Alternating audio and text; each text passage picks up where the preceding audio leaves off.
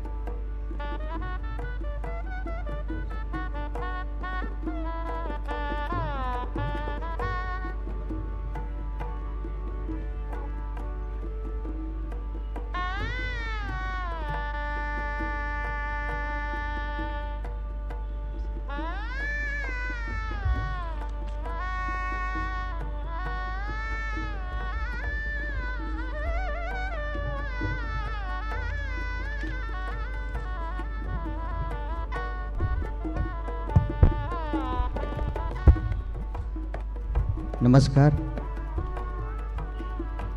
Rajarshi Shahu Chhatrapati memorial trust कोल्हापूरच्या वतीनं 148वा राजर्षी शाहू जयंती उत्सव 2022 राजर्षी शाहू व्याख्यानमालेचा प्रारंभ खऱ्या अर्थानं आजपासून होतोय. काल या ठिकाणी राजर्षी शाहू छत्रपती महाराजांना म्हणजेच लोकराजाला शाहिरी मुजऱ्यानं खऱ्या अर्थानं प्रारंभ झाला.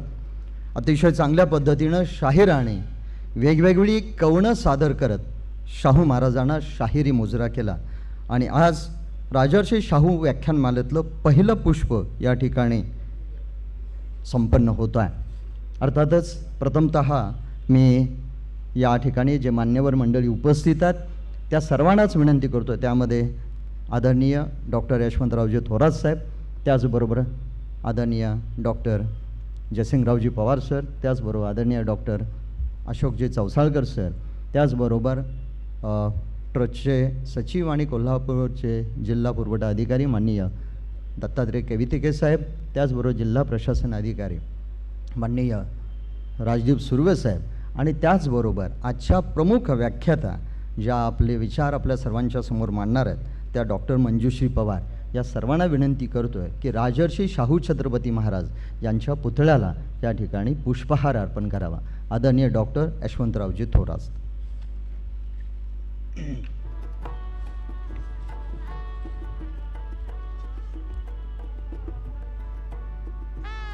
मी काही मंडळी जी पाठीमागं बसलेली आहेत त्यांना विनंती करतो की कृपया आपण पुढे येऊन बसला तर निश्चितच आनंद होईल आणि चांगल्या पद्धतीनं आपल्याला विचार ग्रहण करता येतील.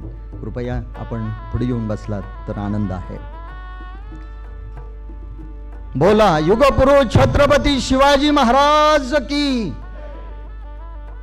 कोरोनाच्या 2 वर्षाच्या या दीर्घ विश्रांतीनंतर आपण म्हणून एक वेगळा पद्धतीचा काळच या ठिकाणी आला आणि तदनंतर पुन्हा एक वार राजर्षी शाहू छत्रपती मेमोरियल ट्रस्ट कोल्हापूरच्या वतीनं 148व्या राजर्षी शाहू जयंती उत्सवाच्या निमित्तानं व्याख्यानमालेचे आयोजन दरवर्षीप्रमाणे याही वर्षी होतं आहे.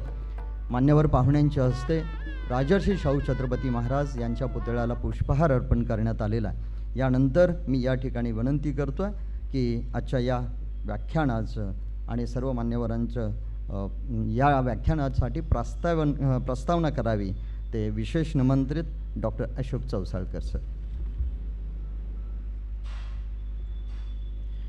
आजच्या कार्यक्रमाचे अध्यक्ष डॉक्टर यशवंतराव थोरात, आजच्या प्रमुख वक्त्या इतिहासाच्या तरुण अभ्यासिका डॉक्टर मंजुश्री पवार, डॉक्टर जयसिंगराव पवार, श्री कौतिके, श्री राजदीप सुर्वे आणि बंधू भगिनींनो, गेल्या 2 वर्षांच्या अवकाशानंतर शाहू जयंतीचा कार्यक्रम आपण मोठ्या उत्साहानं आयोजित केलेला आहे. यावर्षी राजर्षी शाहू महाराजांची स्मृतिशताब्दी आहे. त्यानिमित्त श्री शाहू विचार मंथन अशी 5 व्याख्यानांची व्याख्यानमाला आपण आयोजित केलेली आहे. आपण दरवर्षी व्याख्यानमाला आयोजित करत असतो आणि वेगवेगळ्या विषयावर आपण व्याख्यानं आयोजित करतो, परंतु यावर्षी स्मृतिशताब्दीनिमित्त मुद्दाम शाहू महाराजांचं जे विचारधन आहे त्या विचारधनाचा उहापोह करण्यासाठी ही 5 व्याख्यानांची व्याख्यानमाला आपण आयोजित केलेली आहे. त्यामध्ये छत्रपती शाहू महाराज आणि स्त्री प्रश्न, छत्रपती शाहू महाराज आणि ब्राह्मणेतर चळवळ, छत्रपती शाहू महाराज आणि सामाजिक न्याय, छत्रपती शाहू महाराजांचं शैक्षणिक तत्त्वज्ञान आणि छत्रपती शाहू महाराज यांचे धर्मविचार, अशी ही 5 व्याख्यानांची माला आहे. आम्हास माहीत आहे की या व्यतिरिक्त आणखी 5 ते 8 व्याख्यानंसुद्धा शाहू महाराजांच्या जीवनातील इतर भागांच्याबद्दल विचारांच्याबद्दल आपण आयोजित करू शकतो. परंतु यावर्षी 5 व्याख्यानांची व्याख्यानमाला आयोजित केलेली आहे. या शाहू विचार मंथन व्याख्यानमालेला आपण उदंड प्रतिसाद द्यावा अशी मी आपल्याला विनंती करतो. धन्यवाद. धन्यवाद चौसाळकर सर. यानंतर या ठिकाणी वक्ते आणि आजच्या या कार्यक्रमाचे या व्याख्यानमालेतील व्याख्यानाचे अध्यक्ष यांचा परिचय प्राध्यापक शिवाजी जाधव हे करून देत आहेत.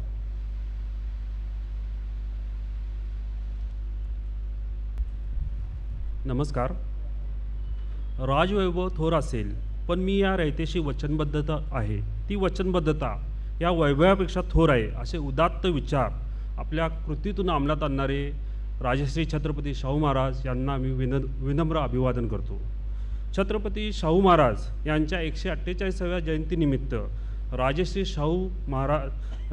छत्रपती शाहू मेमोरियल ट्रस्टच्या वतीने आज हा व्याख्यानाचा कार्यक्रम आयोजित करण्यात आला आहे. या व्याख्यानानिमित्ताने आज आपल्या मंचवर कार्यक्रमाचे अध्यक्ष म्हणून आदरणीय डॉक्टर यशवंतराव थोरात सर उपस्थित आहेत. त्यांचे मी या ट्रस्टच्या वतीने स्वागत करतो. त्याचबरोबर आजच्या या प्रमुख वक्त्या डॉक्टर मंजुश्री पवार मॅडम यांचेही मी येथे या ट्रस्टच्या वतीने स्वागत करतो. तसेच ज्येष्ठ इतिहास संशोधक अभ्यासक आमचे गुरुवर्य डॉक्टर जयसिंगराव पवार सर यांचेही मी येथे स्वागत करतो. त्याचबरोबर doctor Ashok Chousalkar sir, Surve sir या सर्वांचे मी येथे उपस्थितांचे स्वागत करतो. त्याचबरोबर आपण सर्वांचे स्वागत करतो. राजश्री शाहू महाराजांचे व्यक्तिमत्व, त्यांचे विचार, त्यांची कृती आणि कार्यबद्धता आजही समाजात आदरणीय आहेत आणि हेच विचार पोचवण्याचं काम या ट्रस्टच्या वतीनं व्याख्यानमालेच्या वतीने आज करणार आहे. राजश्री शाहू महाराजांनी बहुजन वंचितांना शिक्षण, शेती, जातीभेद निर्मूलन त्याचबरोबर स्त्री उद्धाराचे ही कार्य केले. स्त्री उद्धाराचे कार्य करत असताना त्यांनी 2 पातळीवर कार्य केले. एक म्हणजे स्त्रियांना शिक्षण देण्याचा प्रयत्न केला आणि दुसरं म्हणजे स्त्रियांच्या स्वातंत्र्यासाठी कायदे केले. आणि याच कायदे म्हणजे 19व्या शतकामध्ये राजश्री शाहू महाराजांनी स्त्री उद्धाराचे जे कार्य केले ते 20व्या शतकातील स्त्री उद्धाराच्या चळवळीचे हे प्रवेशद्वार होते. आणि याचीच आज आपल्याला प्रचिती येते की आज शाहू महाराजांच्या पर्वानिमित्तानं आज कोल्हापूर जिल्ह्यातील अनेक ग्रामपंचायतींनी विधवा बंदी हा ठराव पास केलेला दिसून येतो. आणि हेच विचार पोचवण्याच्या दृष्टीने आज आपण आपले ज्या वक्त्या आहेत डॉक्टर मंजुश्री पवार यांना राजश्री शाहू व स्त्रीमुक्ती या विषयावर विचारमंथन करण्यासाठी आपण बोललेले आहेत. या कार्यक्रमाच्या निमित्ताने मी त्यांची थोडक्यात ओळख करून देतो. पवार मॅडम यांनी शिवाजी विद्यापीठात MA इतिहास पूर्ण करून Rajshri Shahu British mount power in India या विषयावर PhD संशोधनाचे कार्य केलेले आहे आणि त्यांच्या या संशोधनाला उत्कृष्ट PhD संशोधक पुरस्कारही शिवाजी विद्यापीठाचा प्राप्त झालेला आहे. त्याचबरोबर त्यांनी शाहू महाराजांचे सशस्त्र क्रांतिकारकांनी लिहिलेले दुर्मिळ पत्रे प्रकाशात आणून त्यांनी त्याचे संशोधनही केलेले आहे. आणि या पत्रांच्या साहाय्याने राजश्री शाहू महाराजांनी स्वातंत्र्य चळवळीला कशी प्रेरणा दिली, कसा सहभाग होता हे दाखवून देण्याचं काम या पत्रांद्वारे केलेले दिसून येते. त्याचबरोबर त्यांनी डॉक्टर बाबासाहेब आंबेडकरांची चित्रकार दत्तोबा दळवींनी लिहिलेली अप्रकाशित पत्रांचा शोध घेऊन त्याचे विश्लेषणही केलेले आहे. तसेच यातून या पत्रांच्याद्वारे बाबासाहेब आंबेडकर यांच्या जीवनातल्या महत्त्वाच्या बाबीवर प्रकाश टाकलेला आपल्याला दिसून येतो. त्याचबरोबर त्यांनी राजश्री शाहूंचे दिवाण रावसाहेब सबनीस यांच्या दप्तरातील डॉक्टर बाबासाहेब आंबेडकरांनी राजश्री शाहूंनी लिहिलेल्या महत्त्वपूर्ण पत्रे संशोधित करून प्रकाशात आणले. त्याचबरोबर ते गेले 20 वर्ष महाराष्ट्र इतिहास प्रबोधिनीचे काम पाहत आहेत. तसेच आपल्या वडिलांचा वारसा पुढे चालवत त्यांनी राजश्री शाहू स्मारक ग्रंथाच्या 7 वर्षाच्या बृहत प्रकल्पामध्ये संशोधक सहाय्यक म्हणून सुद्धा काम केलेले दिसून येते. तसेच राजश्री शाहूंच्या चरित्रातील 14 भारतीय व 4 विदेशी भाषांतील प्रकल्पामध्ये संपादक सहाय्यक म्हणून सुद्धा काम केलेले आहे. त्यांच्या या कार्याची दखल घेऊन महाराष्ट्र राज्य बालभारती तिच्या 5वी व 7वीच्या इतिहासाच्या पुस्तकाच्या पुनर्लेखनामध्ये त्यांचा सहभाग घेतलेला दिसून येतो. त्याचबरोबर त्यांना महाराष्ट्र राज्य राजश्री शाहू चरित्र साधन प्रकाशन समितीवर सुद्धा नियुक्त केलेले आहेत. आणि हे काम करत असताना त्यांनी अनेक आंतरराष्ट्रीय राष्ट्रीय परिषदामध्ये आपले पेपर वाचन केलेले दिसून येते. तसेच त्यांनी हे काम करत असताना आपली पुस्तकी प्रकाशित केलेले आहे. त्यामध्ये महत्त्वाच्या पुस्तकामध्ये Rajarshi Shahu and the British paramount power in India, भारतीय प्राचीन मध्ययुगीन इतिहास साधने, आधुनिक भारताचा इतिहास, मराठी सत्तेचा उदय, मराठ्यांची राज्यव्यवस्था, समाजव्यवस्था, अर्थव्यवस्था, वेद इतिहासाचा राजश्री शाहू अनुवादित प्रकल्प या पुस्तकांचे प्रकाशन केलेले दिसून येते. आणि त्यांच्या या कार्याची दखल घेऊन त्यांना कैलासवती नर्मदा जाधव स्मृती पुरस्कार, शिवाजी विद्यापीठ, त्याचबरोबर बळीराजा पुरस्कार प्राप्त झालेला आहेत.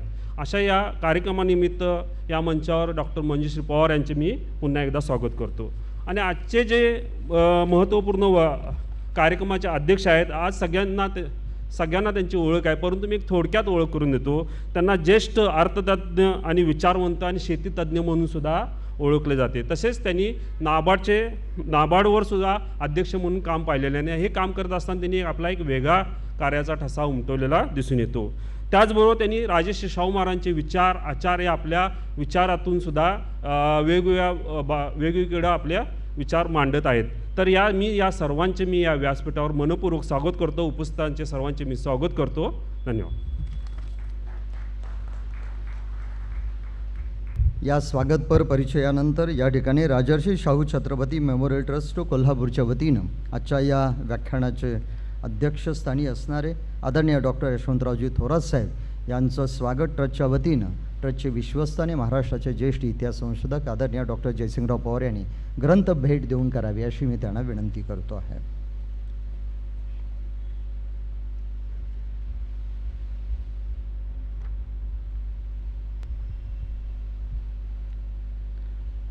त्याचबरोबर राजर्षी शाहू छत्रपती मेमोरियल ट्रस्ट कोल्हापूरचे सचिव आणि कोल्हापूरचे जिल्हा पुरवठा अधिकारी माननीय दत्तात्रय कवितिके साहेब यांना मी विनंती करतो की आजच्या प्रमुख व्याख्याता डॉक्टर मंजुश्री पवार यांचं स्वागत आपण ग्रंथ भेट देऊन या ठिकाणी करावं. जाता जाता सर्व मान्यवरांनी स्थानापन्न व्हावं. जाता जाता एकच उल्लेख करतो जो अतिशय महत्त्वाचा आहे. राजर्षी शाहू छत्रपती मेमोरियल ट्रस्ट कोल्हापूरच्या वतीनं गेले अनेक वर्ष राजर्षी शाहू व्याख्यानमाला ही आयोजित करण्यात येत असते. अनेक व्याख्यानं होत असतात. डॉक्टर अशोक चौसाळकर सरांना एक विनंती करतोय, कदाचित माझं चुकत असेल तर तुम्ही मला करेक्ट करू शकाल.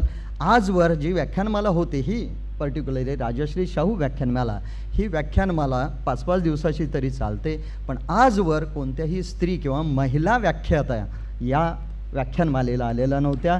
आणि आज एक महत्त्वाची गोष्ट आहे, कोल्हापुरी खऱ्या अर्थानं राजर्षी शाहू महाराजांची पुरोगामी विचार करणारी ही नगरी आहे. आपल्याला सर्वांना माहिती आहे, विधवा प्रथाबंदी मुक्तीसाठी आपण सर्व कोल्हापूर एक महाराष्ट्राला वेगळी दिशा देतो आहे, तोही भाग आहे. आणि खऱ्या अर्थानं राजर्षी शाहू छत्रपती महाराजांनी जे स्त्रियांसाठी सुद्धा काम केलेलं आहे ते आपल्या सर्वांच्या समोर या ठिकाणी येणार आहे. म्हणून आणि हा पहिला मानसुद्धा एका महिलेला स्त्रीला मिळतो आहे. म्हणून मी विनंती करतो आहे डॉक्टर मंजुश्री पवार यांना राजर्षी शाहू व स्त्रीमुक्ती हा विषय आपल्या सर्वांच्या समोर प्रस्तुत करण्यासाठी.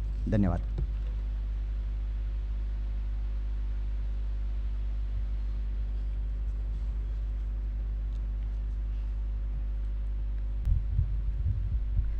व्यासपीठावर उपस्थित आजच्या कार्यक्रमाचे अध्यक्ष डॉक्टर यशवंतरावजी थोरात साहेब, राजर्षी शाहू छत्रपती मेमोरियल ट्रस्टचे विश्वस्त डॉक्टर जयसिंगराव पवार, तसंच माननीय डॉक्टर अशोक चौसाळकर सर, व्यासपीठावर उपस्थित असलेले या ट्रस्टचे सचिव दत्तात्रय कवितिके साहेब, राजदीप सुर्वे साहेब आणि उपस्थितांमध्ये अगदी कमी संख्या असली तरीसुद्धा त्याच्यामध्ये आणखी अनेक मोठी माणसंसुद्धा आलेली आहेत, त्याचा मला आनंद वाटतो आहे. त्यामध्ये डॉक्टर उषा थोरात आहेत, माझे गुरु डॉक्टर अरुण भोसले सर आहेत, व्यंकाप्पा भोसले आहेत, असे अनेक लोक इथं आलेले आहेत. आणि सर्व भगिनींनो आणि बंधूंनो, खरं म्हणजे मला या 148व्या राजर्षी शाहू जयंती उत्सवामध्ये आणि शाहू महाराजांच्या स्मृती शताब्दी वर्षामध्ये मला शाहू महाराजांच्या एका वेगळ्या कार्यावर मला इथं विचार मांडायला मिळत आहेत याचा मला आनंद वाटतोय. आत्ता खरं म्हणजे आत्ता सांगितलं की या ट्रस्टच्या वतीनं होणाऱ्या शाहू महाराजांच्यावर होणाऱ्या व्याख्यानमालेमध्ये पहिल्यांदाच महिला कोणीतरी इथं वक्ता म्हणून येते आहे. तर मला असं वाटतंय की हे काय आपलं फार पुढारलेपणाचं लक्षण नाही आहे की इतकी वर्ष लागली एक महिला इथं वक्ता म्हणून येण्यासाठी. आणि मी हे मान्यच करणार नाही की महाराष्ट्रामध्ये स्त्री वक्त्या नाही आहेत. त्यामुळं मला एक आनंद आहे की तो मान मला मिळाला आहे. मला असं वाटतं की आपल्या देशाला अनेक मौलिक विचारांची, आपल्या देशाला, महाराष्ट्राला अनेक मौलिक विचारांची परंपरा लाभलेली आहे आणि त्या महापुरुषांच्या, सुधारकांच्या विचारांनी आणि त्यांच्या तत्त्वज्ञानाने आपला पोथीनिष्ठ समाज हा एका उदात्त मानवी जीवनाकडं वाटचाल करू लागला. मग आपण जर महाराष्ट्राचा विचार केला तर मग आधुनिक महाराष्ट्राचा म्हणजे आधुनिक महाराष्ट्राचा जर आपण विचार केला तर ज्या काळामध्ये आधुनिक महाराष्ट्राचं समग्र अस्तित्व कोरलं गेलं, जो महाराष्ट्र जो महाराष्ट्राचा काळ हा जागृततेचा काळ होता, विबोधतेचा काळ होता, असा काळ म्हणून आपण कुठल्या कालखंडाकडे बघतो तर आपण फुले शाहू आंबेडकर कालखंडाकडे बघतो. आणि या तिघांकडून महाराष्ट्राला आणि या तिघांच्या विचारांची धुरा पुढं चालवणाऱ्या त्यांच्या अनुयायांकडून, त्यांच्या साथीदारांच्याकडून महाराष्ट्राला एक पुरोगामित्वाचा वारसा मिळाला आहे असं मला वाटतं. एक समाज सुधारणेचा वारसा मिळालेला आहे. आणि हाच वारसा उजागर करण्यासाठी म्हणजे आजच्या ह्या सामाजिक, सांस्कृतिक आणि धार्मिक ध्रुवीकरणाच्या काळामध्ये हा वारसा उजागर करण्याची गरज आहे आणि त्यासाठीच आपण इथं जमलेलो आहोत. आणि हे प्रयोजन या व्याख्यानमालेचं तेच आहे असं मला वाटतं. महाराष्ट्राला लाभलेल्या या पुरोगामी विचारांच्या सुधारकांमध्ये राजर्षी शाहू महाराजांचं एक वेगळेपण आहे. ते म्हणजे राजा असताना, राजा असूनसुद्धा एक राज्यकर्ता असताना राजघराण्यामध्ये जन्म घेऊन संस्थानी व्यवस्थेमध्ये राहून शोषित घटकासाठी आपलं आयुष्य पणाला लावणारा असा हा महाराष्ट्रातलाच नव्हे तर भारतातला एकमेव राजा होता असं मी म्हणेन.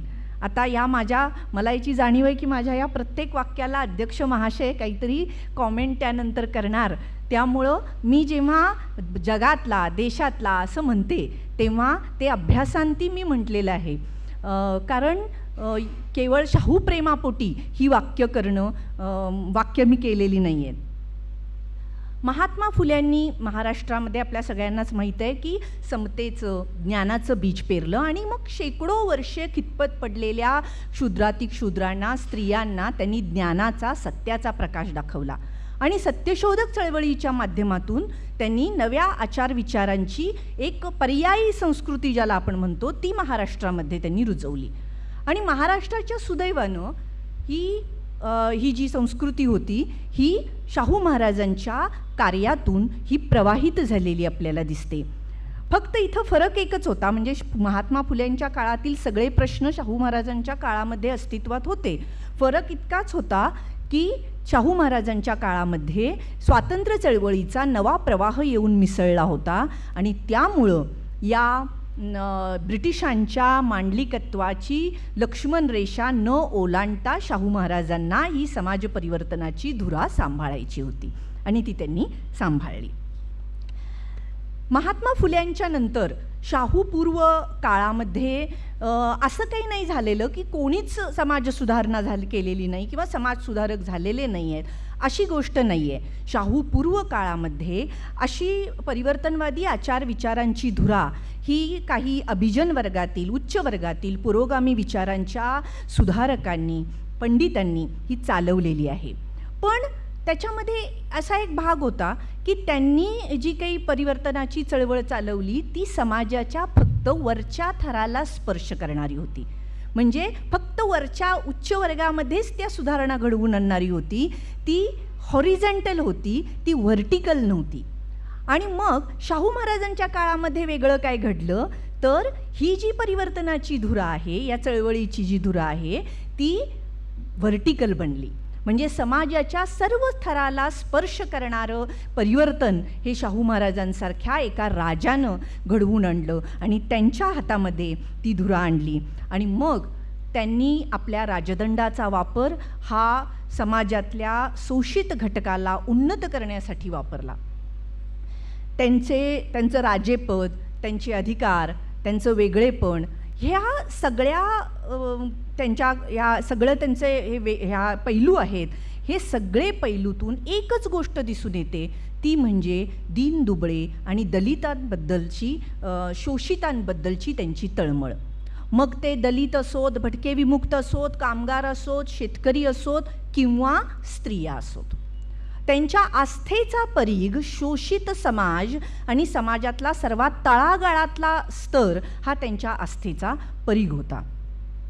इथं मला माझ्या विषयाकडं वळायचं आहे की शाहू महाराजांचा जो बहुचर्चित नसलेला जो एक कार्य आहे ते म्हणजे शाहू महाराजांनी केलेला स्त्री उद्धार.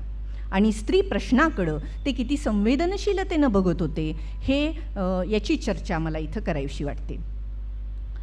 शाहू महाराजांच्या जीवित कार्याचं अचूक वर्णन जर आपल्याला करायचं झालं तर मी त्याचं वर्णन करेन मानवमुक्तीचं कार्य. ही मुक्ती कशापासून होती? ही मानवाची मुक्ती कशापासून होती? तर ही मुक्ती होती गुलामगिरीपासून, वर्णवर्चस्ववादापासून आणि अज्ञानापासून. या त्यांच्या परिवर्तनवादी विचारांच्या संकल्पनेमध्ये एक व्यापक सामाजिक समतेची आणि एकसंधतेची उत्स्फूर्त अशी जाणीव होती आणि त्यातूनच त्यांनी स्त्रीमुक्तीचा, स्त्री उद्धाराचा ध्वज आपल्या हातामध्ये घेतलेला दिसतो.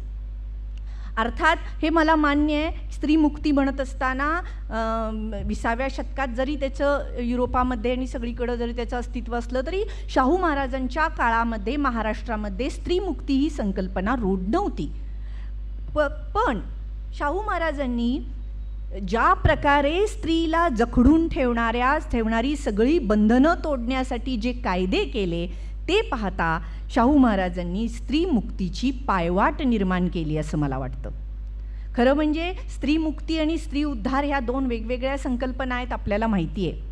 म्हणजे अगदी स्त्री उद्धारामध्ये जशी स्त्रीची होणारी उपेक्षा, अन्याय, अवहेलना यातून तिची मुक्तता करणं अपेक्षित असतं. पण तिची जी काही कर्तव्य आहेत, तिची स्त्री म्हणून जी जडणघडण आहे ती नाकारली जात नाहीत.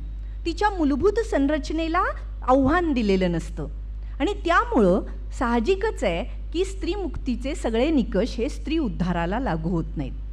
पण स्त्रीमुक्ती आणि स्त्री उद्धाराचे हे काय, स्त्रीमुक्तीचे निकष काय? तर या स्त्रीमुक्तीमध्ये माणूस म्हणून जगण्याचा समान अधिकार तिचा मान्य केलेला असतो आणि त्याचबरोबर तिची सर्व प्रकारच्या दुय्यमत्वातून मुक्तता करण्याचा याच्यामध्ये प्रयत्न असतो. यामध्ये स्त्रीवर्ग आणि उद्धारकर्ता यांच्या भूमिकांमध्ये, यांच्या अधिकारांमध्ये द्वैत असत नाही. हा जरी फरक असला तरी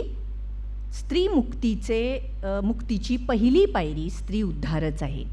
आणि भारतासारख्या देशामध्ये तर स्त्रीमुक्तीचा मार्ग हा स्त्री उद्धारातून जातो असं मला वाटतं.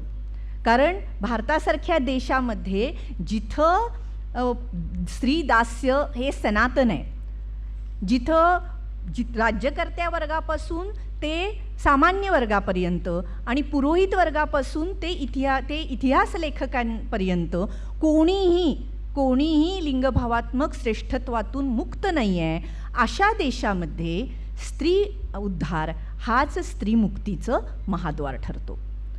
हे सगळं सांगण्याचं कारण असं की शाहू महाराजांचं कार्य आपण कुठल्या संकल्पनेत बसवतोय.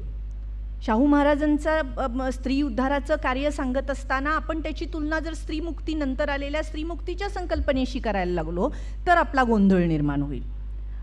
तसंच स्त्रीमुक्तीच्या जागतिक टप्प्यांचा जो विचार आहे त्यामध्ये जे 4 महत्त्वाचे आपल्याला टप्पे जे दिसतात त्यामध्ये मार्क्सवादी, स्त्रीवादामध्ये मार्क्सवादी, उदारमतवादी, जहाल स्त्रीवादी, समाजवादी, ह्या 4 जे दृष्टिकोन आहेत स्त्रीवादाचे, यामध्ये मला असं वाटतं की शाहू महाराजांचं कार्य हे उदारमतवादी स्त्रीवादामध्ये मोडतं. आणि जर आपण भारताच्या स्तरावर जर कालखंडाच्या बाबतीत विचार केला तर 3 कालखंड आपल्याला मांडता येतील. पहिला म्हणजे स्त्रीमुक्तीचा, पहिला तो म्हणजे पुरुष सुधारकांनी केलेला स्त्रीदास्य विमोचनाचा कालखंड, दुसरा स्त्री चळवळीचा, स्त्री जागृतीचा कालखंड आणि तिसरा स्त्री स्वातंत्र्याचा कालखंड. साहजिकच शाहू महाराजांचं कार्य हे पहिल्या पुरुष सुधारकांनी केलेल्या स्त्रीदास्य विमोचनाच्या कालखंडामध्ये मोडतं. भारतामध्ये असा स्त्री उद्धार अनेक अभिजन बहुजन वर्गातील संवेदनशील मूल्यनिष्ठा असणाऱ्या लोकांनी केला. पण शाहू महाराज हे, पुन्हा एकदा मी जे वेगळेपण म्हणते ते हे की शाहू महाराज हे राज्यकर्त्या वर्गाला आपण शोषक वर्ग म्हणतो मध्ययुगातला, आणि नंतरच्या राज्यकर्ता वर्ग म्हणजे शोषक वर्ग.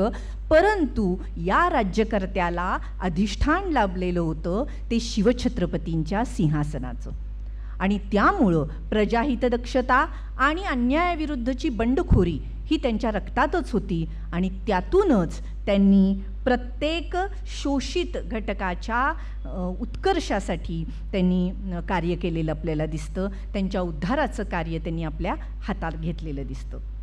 त्यामध्ये होता स्त्रीवर्ग. आता आपल्याला हे माहीतच आहे की ज्या बहुजन वर्गाला शाहू महाराज शिक्षित करू इच्छित होते आणि ज्याला वर्णवर्चस्वातून बाहेर काढू इच्छित होते त्याचा अर्धा वर्ग स्त्रीवर्ग होता.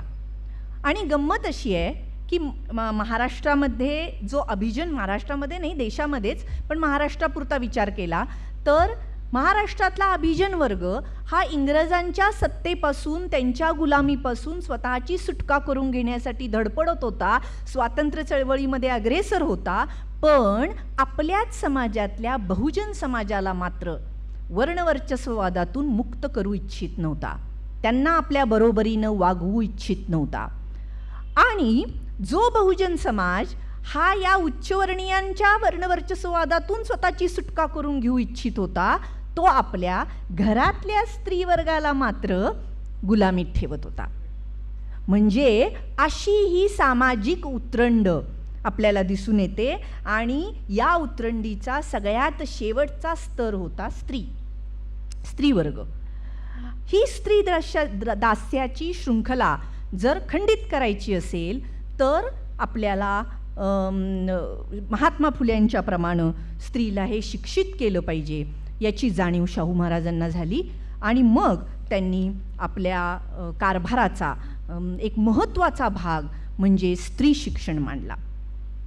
1917ला खामगाव इथं जी अखिल भारतीय मराठा शिक्षण परिषद भरली त्याचं अध्यक्षपद शाहू महाराजांच्याकडे होतं. आणि या अध्यक्षपदावरून शाहू महाराज म्हणतात की शिक्षणाशिवाय, त्यांच्या भाषणामध्ये ते म्हणतात की शिक्षणाशिवाय कोणत्याही देशाची उन्नती झाली नाही असे इतिहास सांगतो.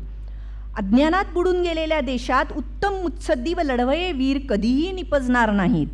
म्हणूनच सक्तीच्या व मोफत शिक्षणाची हिंदुस्थानला अत्यंत आवश्यकता आहे.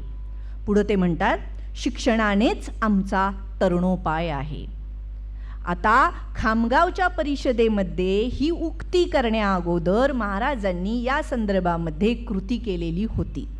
ती म्हणजे त्यांनी 29 सप्टेंबर 1917ला त्यांनी आपल्या राज्यामध्ये प्राथमिक आणि सक्तीच्या मोफत शिक्षणाचा कायदा लागू केला होता. आणि मग त्यानंतर असा काही धडाका त्यांनी शिक्षण प्रसाराचा लावला की त्याच्यामध्ये स्त्री शिक्षणाची वाटसुद्धा प्रकाशमान झाली. तर त्यावेळी परिस्थिती काय होती? शाहू महाराजांनी केलं म्हणजे काय केलं? तर ज्यावेळी इंग्रज सरकार हे प्रचंड मोठ्या मुंबई इलाक्यासाठी, मुंबई इलाका म्हणजे महाराष्ट्र, कर्नाटक, गुजरात, सिंधचा भाग असा प्रचंड विस्तीर्ण प्रदेशावर पसरलेल्या या मुंबई इलाक्यासाठी 1,00,000 रुपये खर्च करत नव्हतं. त्या काळामध्ये शाहू महाराज कोल्हापूरसारख्या छोट्याशा संस्थानावर 1,00,000 रुपये आपल्या प्राथमिक शिक्षणावर आपल्या संस्थांच्या उत्पन्नातून खर्च करत होते. आणि याच्यामध्ये स्त्री शिक्षण अंतर्भूत होतं. अर्थात तेव्हा शिक्षकाचा पगार 10 ते 12 रुपये होता. त्यामुळं आपण या 1,00,000च्या तरतुदीचा अंदाज, त्याचं महत्त्व आपल्याला कळू शकतं. महाराजांनी कारकिर्दीच्या सुरुवातीपासूनच त्यांनी स्त्री शिक्षणाकडं लक्ष द्यायला सुरुवात केली. ते आपलं व्रत त्यांनी मानलं आणि शिक्षण प्रसाराचं काम चालू होतंच. त्यावेळेला सह्याद्रीच्या दुर्गम भागामध्ये, ग्रामीण भागामध्ये मुलींच्यासाठी शाळा काढल्या. त्याचप्रमाणे आपल्या इथली जातीव्यवस्थेची कठोर बंधनं लक्षात घेऊन त्यांनी चांभार, ढोर अशा मागास जातीतल्या मुलींच्यासाठी स्वतंत्र शाळा काढल्या. एवढंच नव्हे तर जिथं स्वतंत्र मुलींच्या शाळा नाहीत अशा ठिकाणी मुलांच्या शाळेमध्ये ज्या मुलींचं नियमित जाणं होतं त्यांच्यासाठी त्यांना खास उत्तेजन देण्यात येत होतं. आणि मुलांच्या शाळेमध्ये शिकणाऱ्या मुलींच्या प्रगतीवर आणि संख्येवर त्या शिक्षकांना इनाम दिलं जात होतं, त्यांना बक्षिसं दिली जात होती. असे अनेक अभिनव प्रयोग या राजानं, प्रयोगशील राजानं केलेले आपल्याला दिसून येतात. त्यांनी आपली कन्या अक्कासाहेब महाराज यांच्या विवाहाप्रित्यर्थ 5 शिष्यवृत्त्या हुशार मुलींसाठी ठेवल्या. अशा प्रकारच्या शिष्यवृत्त्या त्यांनी केवळ महाराष्ट्रातच ठेवल्या नाहीत, तर त्यांनी गुजरातमध्ये सुद्धा अशा शिष्यवृत्त्या ठेवल्या. महाराजांचं लक्ष हे केवळ प्राथमिक शिक्षणाकडं नव्हतं, तर प्रौढ शिक्षणाकडं सुद्धा त्यांचं तितकंच लक्ष होतं. त्यामुळे 1919मध्ये त्यांनी खास हुकूम काढलेला आहे. आणि त्यामध्ये बघा, हुकूम काढताना सुद्धा फार महत्त्वाचा तिथं शब्द आहे, तो म्हणजे मागासलेल्या जातीतील ज्या प्रौढ स्त्रियांना शिक्षण घेण्याची इच्छा आहे त्यांच्या राहण्या जेवण्याची सोय दरबारतर्फे करण्यात येईल. म्हणजे त्यात सुद्धा मागासलेल्या स्त्रियांच्या उन्नतीकडं महाराजांचं लक्ष आहे. महाराजांनी कोल्हापुरामध्ये फिमेल ट्रेनिंग स्कूल सुरू केलं आणि तिथं रखमाबाई केळवकर नावाच्या अत्यंत बुद्धिमान स्त्रीची त्यावर नेमणूक केली. जेव्हा मिस लिटल या शिक्षणाधिकारी पदावरून निवृत्त झाल्या आणि त्या इंग्लंडला मायदेशी गेल्या, तेव्हा त्यांच्या जागी या रखमाबाईंना त्यांनी नियुक्त केलं. एवढंच नव्हे तर कृष्णाबाई केळवकर, रखमाबाईंच्या कन्या, यांना वैद्यकीय शिक्षणासाठी शाहू महाराजांनी मुंबईला पाठवलं, ग्रँट मेडिकल कॉलेजमध्ये. एवढंच नव्हे तर त्यांना पुढचं उच्च शिक्षण घेण्यासाठी इंग्लंडला पाठवलं. आणि त्या जेव्हा परत आल्या त्यावेळेला त्यांना कोल्हापूरच्या हॉस्पिटलमध्ये स्वतंत्र स्त्री विभाग काढून तिथं त्यांनी मुख्याधिकारी म्हणून नेमणूक केली. अशा प्रकारे महाराजांचं लक्ष हे प्राथमिक शिक्षणाकडं फक्त नव्हतं, तर प्रौढ शिक्षणाकडं, मुलींच्या उच्च शिक्षणाकडं. अगदी बहुजन समाजातील ख्रिश्चन एक मुलगी अत्रिकाबाई डॅनियल बेकर, हिला उच्च शिक्षणासाठी पुण्याला पाठवलं. त्याचप्रमाणे ताराबाई खानोलकर, राधाबाई सूर्यवंशी या हुशार मुलींना त्यांनी उच्च शिक्षणासाठी पाठवलं. म्हणजे अशा प्रकारे स्त्रीनं, हुशार मुलींनी उच्च शिक्षण घेतलं पाहिजे, त्यांच्या बुद्धीचा उपयोग आपल्या देशाला झाला पाहिजे, हे महाराजांचं त्यामागचं सूत्र होतं आणि तो कटाक्ष होता. आता केवळ स्त्रियांना उच्च शिक्षणाची द्वारं खुली करून चालणार नाहीत, तर त्यांच्या राजकीय सहभागाबद्दल सुद्धा ते जागरूक होते. हे कशावरून? तर 1895ला जेव्हा राष्ट्रसभेचं अधिवेशन पुण्याला भरणार होतं स्वातंत्र्य चळवळीच्या ह्याच्यामध्ये, तर या राष्ट्रसभेच्या अधिवेशनाला त्यांनी स्त्री प्रतिनिधी 2 पाठवल्या, कृष्णाबाई केळवकर आणि द्वारकाबाई. या 2 भगिनींना त्यांनी या राष्ट्रीय सभेच्या अधिवेशनाला पाठवलं. आपल्याला काय वाटतंय, त्या काळात काय महाराजांच्याकडं सुशिक्षित तरुण नसतील? महाराजांच्याकडं सुशिक्षित तरुण असतील, अनेक कार्यकर्ते असतील, पण महाराजांनी या 2 मुलींना या राष्ट्रसभेच्या अधिवेशनाला पाठवलेलं आपल्याला दिसतं आणि ते खूप उल्लेखनीय आहे असं मला वाटतं. आता शाहू महाराजांच्या शिक्षण प्रसाराचा, शिक्षणविषयक कार्याचा परीघ हा इंदुमती देवींच्या उल्लेखाशिवाय तर पूर्ण होऊच शकत नाही. कारण ज्यावेळी त्यांची स्नुषा इंदुमती 11व्या वर्षी विधवा झाली, त्यावेळेला तिचं अगदी हसतं खेळतं आयुष्य, खरं म्हणजे हे सगळं मी जे सांगते ते कोल्हापूरकरांना माहिती आहे, परंतु मी जे पहिल्यांदा मी जे सांगितलं, मला याची जाणीव आहे पूर्णपणे, पहिल्यांदा मी जे सांगितलं की महाराजांचा इतिहास उजागर करण्याची ही वेळ आहे वारंवार, त्यामुळं आपण पुन्हा पुन्हा याची उजळणी करतोय असंच मी समजते. परंतु कोल्हापूरकरांना या बऱ्याचशा गोष्टी माहिती आहेत. तर इंदुमतींचं आयुष्य एका क्षणात वैधव्य आल्यानंतर अंधकारमय झालं, पण त्यांच्या मागं एक कर्ता सुधारक आणि पोलादी मनाचा सासरा असे शाहू छत्रपती उभे होते. आणि त्यामुळं शाहू महाराजांनी त्यांना त्यांच्या या अंधकारमय जीवनातून बाहेर काढून त्यांना शिक्षण द्यायचं ठरवलं. त्यासाठी राजकुटुंबाचा रोष त्यांनी पत्करला आणि त्यांची इंदुमतींची शिक्षणाची व्यवस्था सोनतळीला केली. सोनतळीला त्यांचं शिक्षण चालू झालं. आणि विशेष म्हणजे शाहू महाराजांनी इंदुमतींच्या बरोबर शिकायला ज्या मुली ठेवल्या त्या काही राजघराण्यातल्या नव्हत्या. त्या काळामध्ये आपल्याला माहीत आहे की शाहू महाराजसुद्धा राजकोटला होते, धारवाडला होते, तेव्हा त्यांच्याबरोबर सगळे युवराजपुत्र शिकायला होते. त्यामुळे एखाद्या राजघराण्यातल्या स्त्रीबरोबर सरदार जहागीरदार घराण्यातली व्यक्ती शिकायला ठेवत असत. पण हा प्रघात मोडून शाहू महाराजांनी राणी इंदुमतींच्या बरोबर 4 वेगवेगळ्या जातीतल्या मुलींना शिकण्यासाठी ठेवलं. त्यातली एक ख्रिश्चन मुलगी होती. हा इंदुमतींवर सामाजिक समतेचा संस्कार होता असं मला वाटतं.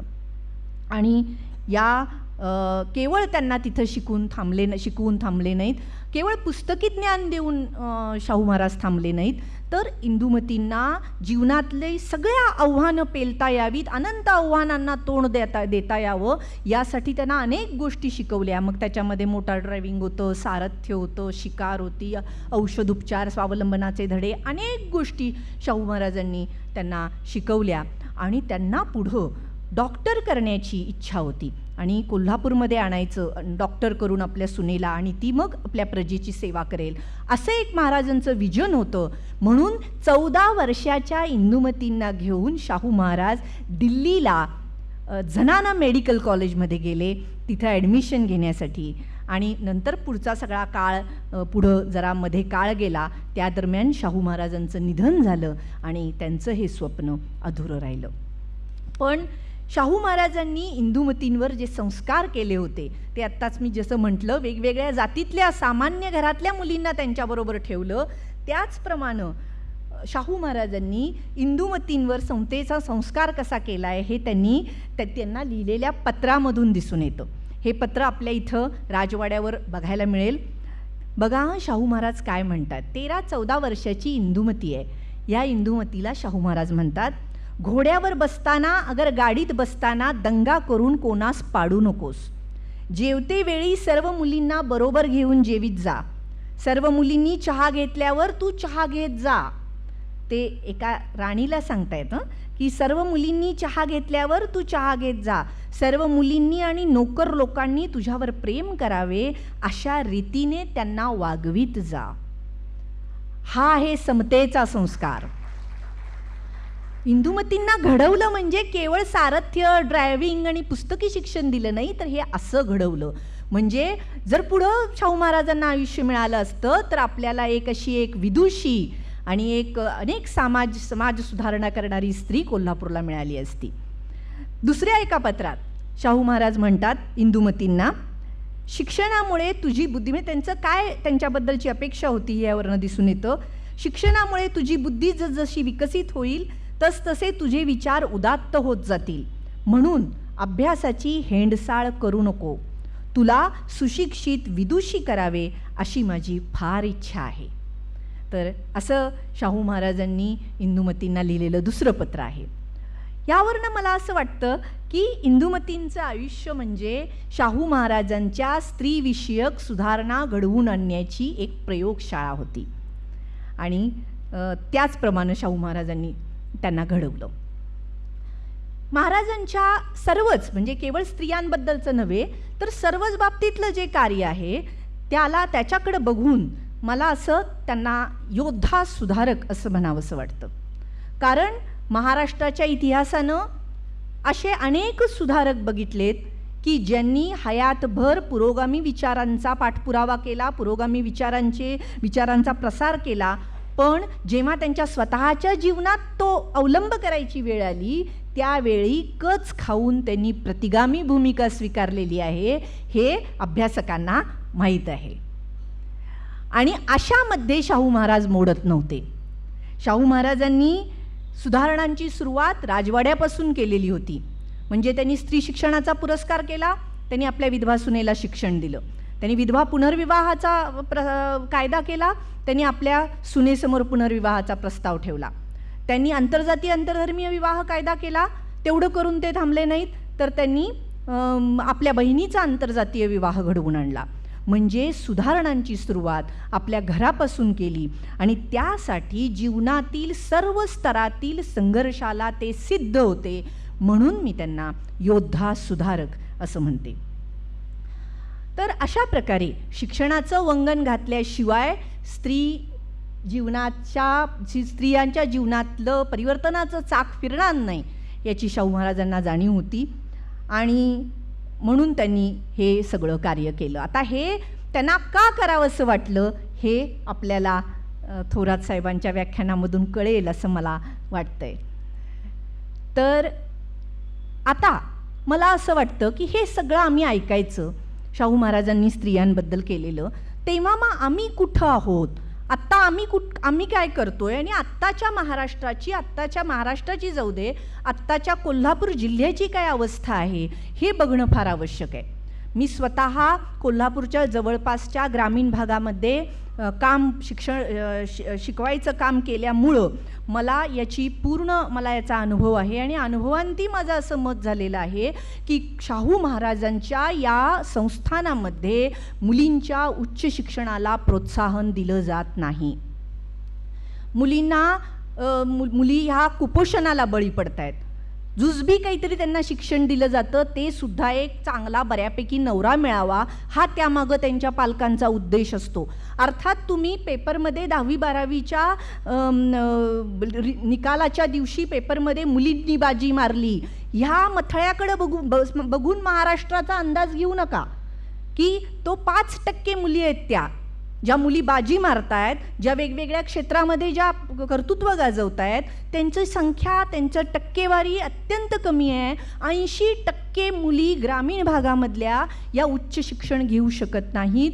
मुलांच्या शिक्षणा इतकं मुलींच्या उच्च शिक्षणाकडे लक्ष दिलं जात नाही. त्यांना कौशल्य शिक्षण द्यावं, त्यांना स्वावलंबी बनवावं असं पालकांना वाटत नाही. हा माझा स्वतःचा अनुभव आहे, दुर्दैवी अनुभव आहे हा. आणि या शाहूंच्या संस्थानामध्ये, राज्यामध्ये जिथं 14 वर्षाच्या इंदुमतीला विधवा सुनेला घेऊन हा राजा दिल्लीला जातो आणि दिल्लीला तिला शिकायला ठेवण्याची मनीषा बाळगतो, तिला डॉक्टर करण्याची मनीषा बाळगतो, या कोल्हापूरमध्ये आज गावामधून शिवाजी युनिव्हर्सिटी आणि गावामधून पुणे युनिव्हर्सिटीजमध्ये सुद्धा आपल्या मुलींना पाठवायला पालक तयार होत नाहीत. त्यांना त्याची आवश्यकता वाटत नाही. ही आज मुलींच्या पदवीनंतरची अवस्था आहे. म्हणजे माझा असा अनुभव आहे की 12वीत असलेली मुलगी मला FYला दिसत नाही. कुठं गेली? लग्न झालं.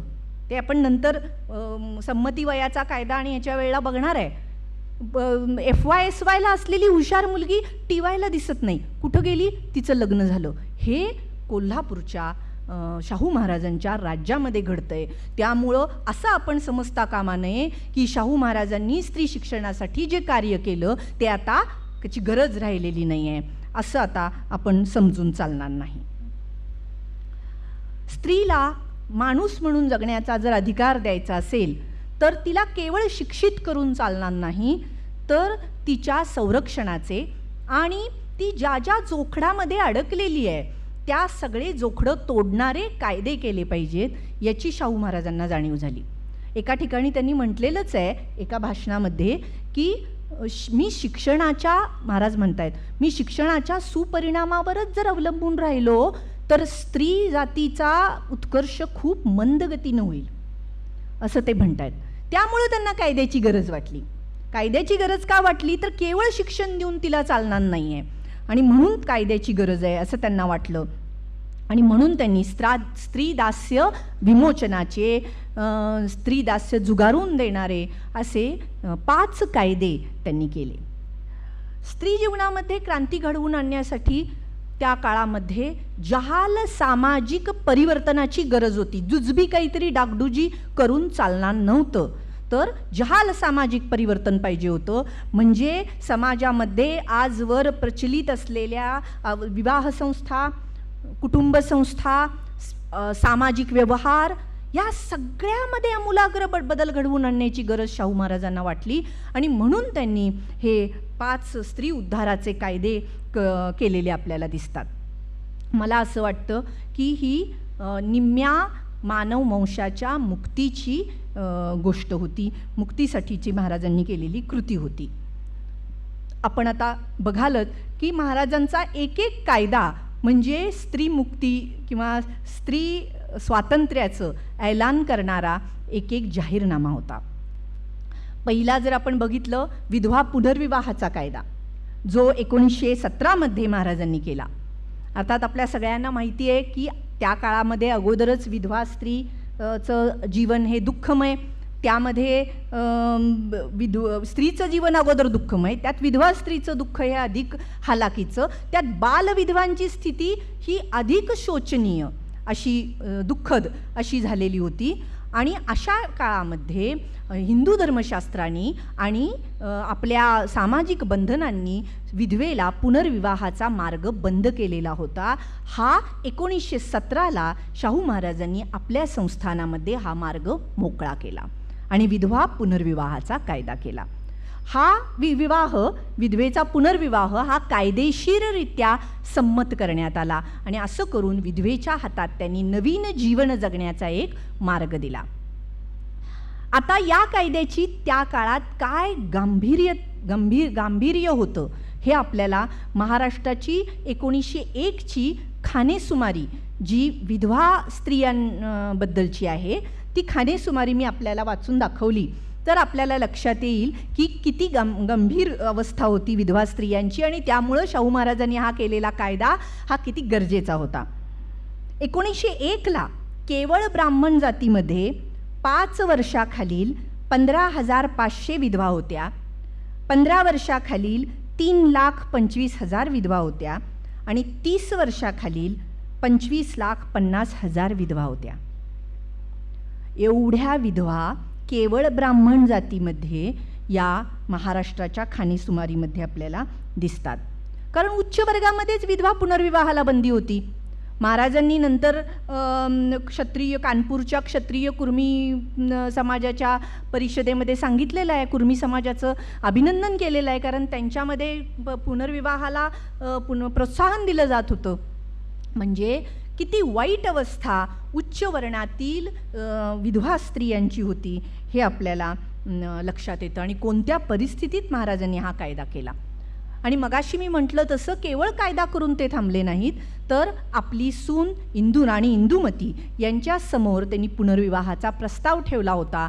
हा उल्लेख पहिल्यांदाच जयसिंगराव पवारांच्या शाहू ग्रंथामध्ये आपल्याला बघायला मिळतो. इंदुमती राणीसाहेबांनी सातारच्या सभेमध्ये ही स्वतः सांगितलेली ही गोष्ट आहे. तर आता हे सगळं बघितल्यानंतर आजची विधवा स्त्रियांची स्थिती याच्याकडं आपण जर वळालो तर आपल्याला आता जरासं चांगलं चित्र आहे कोल्हापूर जिल्ह्यामध्ये.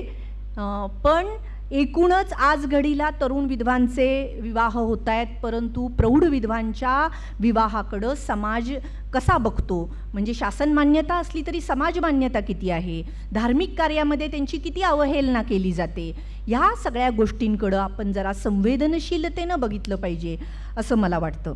आणि एक सकारात्मक बदल आपल्या सगळ्यांनाच जो माहीत आहे तो म्हणजे हेरवाडच्या ग्रामपंचायतीनं विधवा प्रथेवर बंदी आणली आणि हे लोन बघता बघता सगळ्या जिल्ह्याभर पसरलं आणि आजच्या घडीपर्यंत 1025 ग्रामपंचायतींपैकी 569 ग्रामपंचायतींनी विधवा पुनर्विवाहाला बंदी आणणारा ठराव केलेला आहे.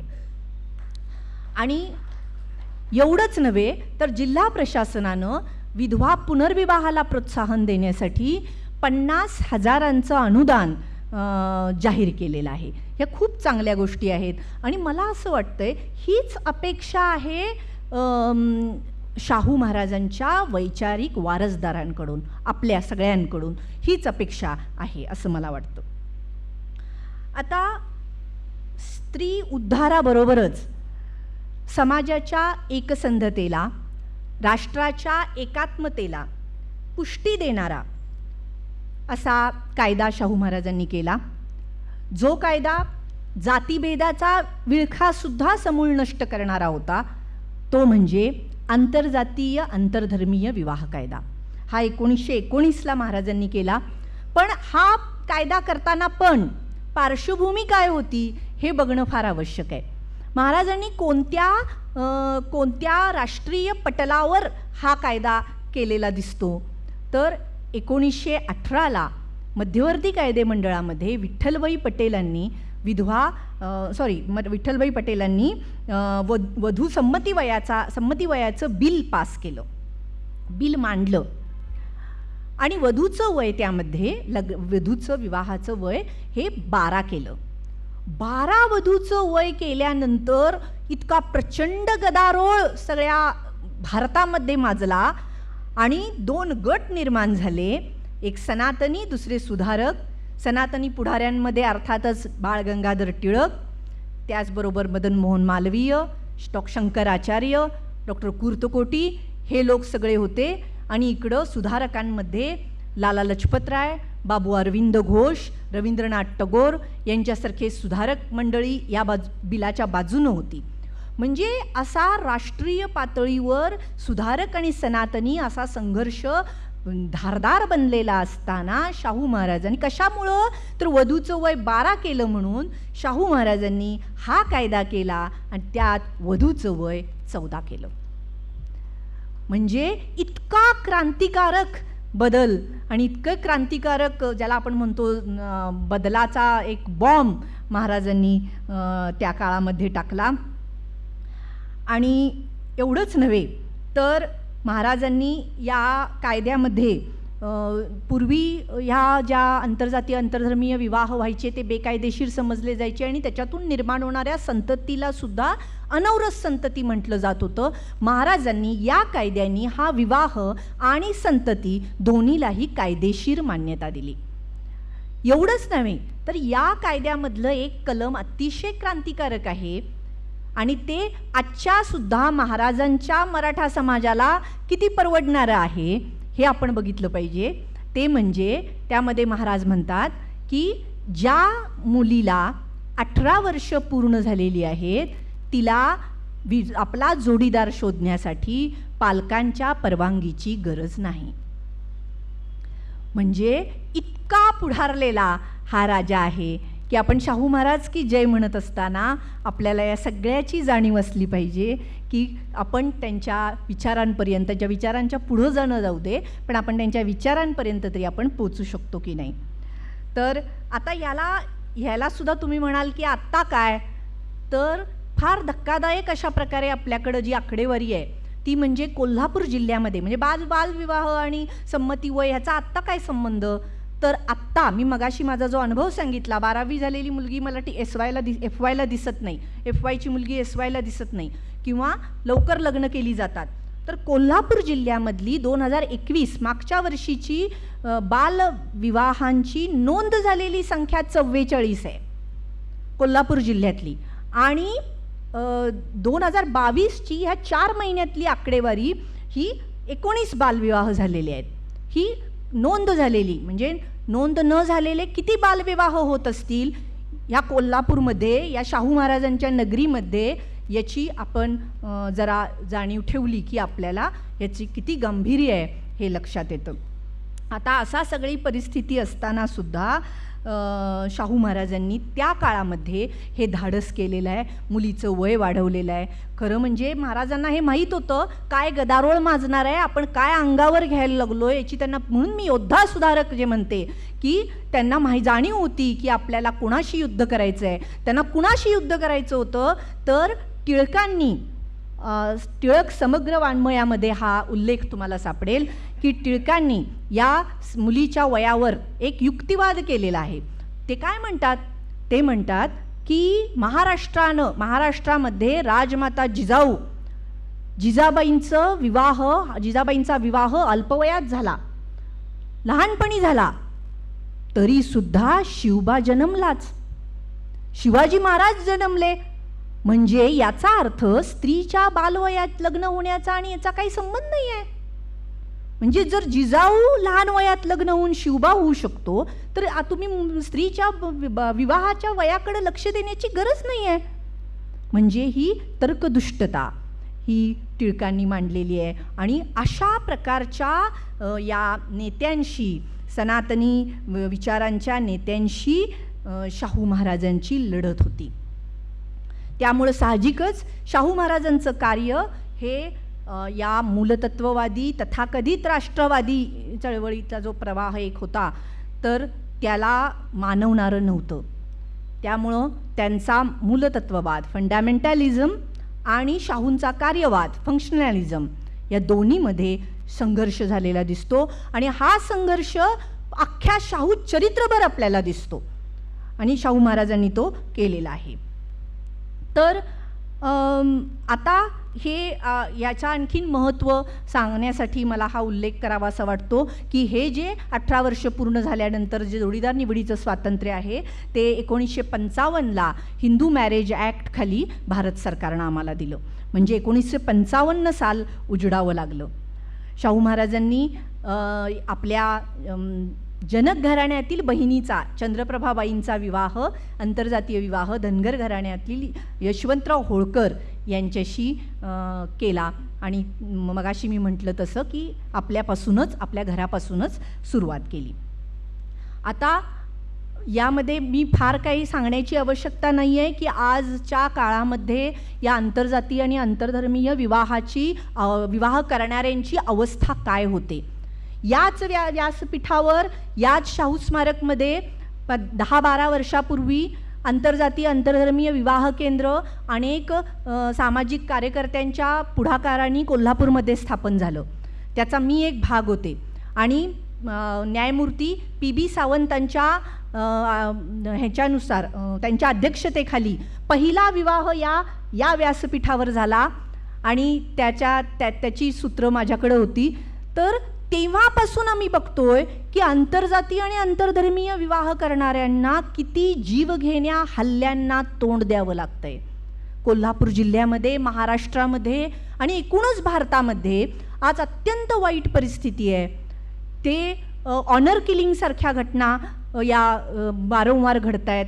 आंतरधर्मीय विवाहांना लव जिहादची त्याचा रंग दिला जातोय. म्हणजे अजूनही त्याची जी काही भीषणता आहे ती गेलेली नाही आहे. आणि त्यामुळं 100 वर्षापूर्वी शाहू महाराजांना आजसुद्धा आम्ही समाजमनावर मात करू शकत नाही. त्या केंद्राचे कार्यकर्ते दोन्हीकडं जाऊन विनवण्या करतात तरी एकमेकाला तोडायचं, मारायचं, मुलीला परत पळवून आणून पुन्हा तिचं लग्न आपण म्हणू त्याच्याशी करायचं, त्या मुलावर आत्मघातकी हे करणारे हल्ले करायचे, जीव घेणे हल्ले करायचे. तर अशा प्रकारच्या प्रसंगातून आजही हे लोक जात आहेत. म्हणजे शाहू महाराजांना त्या काळामध्ये किती मोठ्या विरोधाला सामोरं जावं लागलं असेल, कोणत्या दिव्यातून जावं लागलं असेल याची आपल्याला कल्पना येते. शाहू महाराजांचा मी आता जरा धावतं घेते. शाहू महाराजांचा पुढचा कायदा जो आहे तो माझा अत्यंत जिव्हाळ्याचा विषय आहे आणि अर्थात प्रत्येक स्त्रीच्या जिव्हाळ्याचा विषय असणारच असा तो आहे. तो म्हणजे शाहू महाराजांनी स्त्रीच्या जगण्यातला प्रश्न कोणता आहे, पेच कोणता आहे तिचा जगतानाचा संघर्ष कोणता आहे हे त्यांनी समजून घेतलेलं होतं. आणि त्यामुळं स्त्रीला माणूस म्हणून जगण्याचा अधिकार देणारा घरगुती छळ प्रतिबंधक कायदा त्यांनी 1919ला केला. आता हा कायदा म्हणजे त्यांच्या स्त्रीविषयक सुधारणांचा कळस आहे असं मला वाटतं. म्हणजे याच्यापेक्षा एखादा राजा किंबहुना एखादा पुरुष स्त्रीचा विचार करू शकतो असं मला वाटत नाही. इतका या कायद्यामध्ये शाहू महाराजांनी संवेदनशीलता दाखवलेली आहे. त्यामध्ये त्यांनी स्त्रियांना क्रूरपणे वागवण्याचे बंद करण्याचे नियम सांगितलेले आहेत. आणि ते काय म्हणतात बघा, शाहू महाराजांची वाक्य आहेत ही. क्रूरपणाची वागणूक स्पष्ट करताना ते म्हणतात की जिच्या योगाने अयोग्य प्रकारची अगदी प्रत्येक शब्द लक्षात घ्या बरं का, जिच्या योगाने अयोग्य प्रकारची अनावश्यक शारीरिक दुःख अगर पीडा उत्पन्न होते, अगर जिच्या योगाने प्रकृतीस इजा होण्यासारखे मानसिक क्लेश होतात, अगर जिच्या योगाने प्रकृतीस शारीरिक व मानसिक मोठी इजा होण्यासारखी, पुढचं बघा, योग्य भीती उत्पन्न होते, अशी वागणूक. म्हणजे इजा तर आहेच, पण इजा होईल अशी भीती उत्पन्न होते, अशी वागणूक म्हणजे क्रूरपणाची वागणूक. या क्रूरपणाच्या वागणुकीमध्ये शाहू महाराजांनी केवळ शारीरिक छळ गृहीत धरलेला नाही आहे, तर मानसिक छळाला सुद्धा तितकंच महत्त्व दिलं आहे. म्हणजे तिच्या मानसिक क्लेश होतील असं बोलणं, वागणं, तिला वागवणं हे सुद्धा त्यांनी त्यामध्ये आणलं आहे. आता मी एक उदाहरण म्हणून म्हणजे तुम्हाला लक्षात यावं की काय काय त्या काळात, आत्ता तर आहेतच, काय काय छळ होत होते तर महाराजांनी नमूद केलेले आहेत की काय कशा प्रकारचे छळ त्यामध्ये येऊ शकतात. त्यातले काही मी सांगते. पत्नी घरात असताना दुसरी बाई आणून पत्नीस मानसिक इजा करणे, विधवा भावजईस अन्न पाण्या वाचून झोपे वाचून उभे ठेवणे, सावत्र आईला वाईट वागवणे, मुद्दाम बरेच दिवस पत्नीचा सहवास टाळणे, सुनेला अपमर्द भाषा वापरून रस्त्यावर ओढून 4 चौघात तिच्या मनाला धक्का देणे, तिच्या पातिव्रत्याबद्दल संशय घेणे, तिला अर्धपोटी ठेवणे, तिला वेड लागेल, बघा, तिला वेड लागेल अशी भीती तिच्यात उत्पन्न करणे. तर अशा प्रकारची महाराजांनी त्याच्यामध्ये नियम घातलेले आहेत की कोणत्या गोष्टीमुळं ती क्रूरपणाची वागणूक ठरू शकते. आणि ते म्हणतात, पुढं ते म्हणतात त्या कायद्यामध्ये, स्त्रियासंबंधी क्रूरपणाच्या वागणुकीचे असे अनेक प्रकार आहेत जे उघडपणे अपराध या शब्दात बसत नाहीत. अपराध त्यांनी ह्याच्यात केले, अपराध या शब्दात बसत नाहीत. त्यामुळं इंडियन पिनल कोडचा अंमल त्यावर चालत नाही, जे त्यावेळेला होतं इंडियन पिनल कोड. पण ते अपराध कधीकधी इतके दुष्ट असतात की स्त्रीला तिचा जन्म नकोसा वाटू लागतो. हा राजा म्हणतोय. महाराजांनी केवळ स्त्री पुरुषांमधले नवरा बायकोंमधलेच संबंध नव्हे क्रूरपणाचे, तर घरातल्या बाकीच्या स्त्रियांनी त्या स्त्रीशी केलेले क्रूरपणाची वागणूकसुद्धा गृहीत धरलेली आहे. आणि ह्या सगळ्यामध्ये ह्या गुन्हा करणाऱ्याला सक्त मजुरी किंवा कैद किंवा 200 रुपये दंड अशी शिक्षा केली आहे. आणि जर पुन्हा गुन्हा केला तर शिक्षा दुप्पट. आणि सर्वात महत्त्वाचं म्हणजे हा कायदा सर्व हिंदी प्रजाजनांसाठी केलेला आहे, हिंदू नव्हे, हिंदी प्रजाजनांसाठी त्यांनी केलेला आहे. आता यामधलं एक वाक्य मला अत्यंत महत्त्वाचं वाटतं. ते म्हणजे महाराज म्हणतात की कायद्याने दुष्ट परिणाम घडून येण्याची वाट पाहत बसू नये. म्हणजे कायदा हा काही दुष्ट परिणाम घडल्यानंतर शिक्षा देण्यासाठी नसतो, तर दुष्ट परिणाम घडून येऊ नये म्हणून कायद्यानं काम करायचं असतं, हे शाहू महाराजांनी इथं सांगितलेलं आहे. आणि ते म्हणतात बघा, मी मगाशी म्हटलं ते की ह्या कलमामध्ये ते म्हणतात, या कायद्याची कलमं ही माझ्या मागासलेल्या वर्गाला आणि अशिक्षित समाजाला माझ्या जास्त कडक वाटतील. पण शिक्षणाच्या सुपरिणामावरच केवळ अवलंबून राहिलो तर स्त्री वर्गाची स्थिती सुधारण्याचे काम फारच मंद गतीने चालेल. तर अशा या राजानं केलेल्या या कायद्याच्या पुढं काय बोलावं आता, म्हणजे मातृहृदयाचा राजा असंच मी ह्या कायद्यानंतर त्यांना म्हणू शकते. आणि आजची स्त्री हिंसाचाराची हे आपल्याला कुणालाही सांगण्याची गरज नाही अशी अवस्था आहे, घराच्या बाहेर, घराच्या आत. आणि ह्या कोरोनाच्या काळात तर जगभरामध्ये घरगुती स्त्रीवर अन्याय, छळवणूक झालेली आहे, हे सगळ्या जगापुढं आलेलं आहे. तर आता शाहू महाराजांनी स्त्रीच्या मुक्तीचा कसा खोलवर विचार केलेला होता हे आपल्याला शाहू महाराजांच्या पुढच्या कायद्याने लक्षात येईल, तो म्हणजे काडीमोड कायदा. जसा तिला जोडीदार निवडण्याचं स्वातंत्र्य दिलं, तसं नको असलेल्या जोडीदारापासून मुक्त होण्याचं स्वातंत्र्यसुद्धा शाहू महाराजांनी दिलं. आता तुम्ही म्हणाल ते नव्हतं का तिला? ते नव्हतं, कारण त्यामुळं कुठल्या कारणांनी तिला नवऱ्याला ती घटस्फोट देऊ शकते, तर तो त्यानं मानसिक किंवा शारीरिक दुखापत केल्यास, तो वेडा असेल तर, तो नपुंसक असेल तर, त्यानं 2 वर्ष किंवा त्याच्यापेक्षा जास्त तिचा सहवास टाळला असेल तर, त्याला महारोग असेल तर, अशा प्रकारची कारणं महाराजांनी दिलेली आहेत आणि स्त्रीला नको असणाऱ्या जोडीदारापासून सुटका करून घेण्याचा मार्ग त्यांनी मोकळा केलेला आहे. या कायद्यामध्ये अत्यंत एक महत्त्वाची गोष्ट त्यांनी केली, जी सामाजिक परिवर्तनासाठी फार महत्त्वाची होती. ती म्हणजे जात पंचायतीच्या हातातली जी घटस्फोटाचा जो हक्क होता, अधिकार होता, तो त्यांनी काढून घेतला.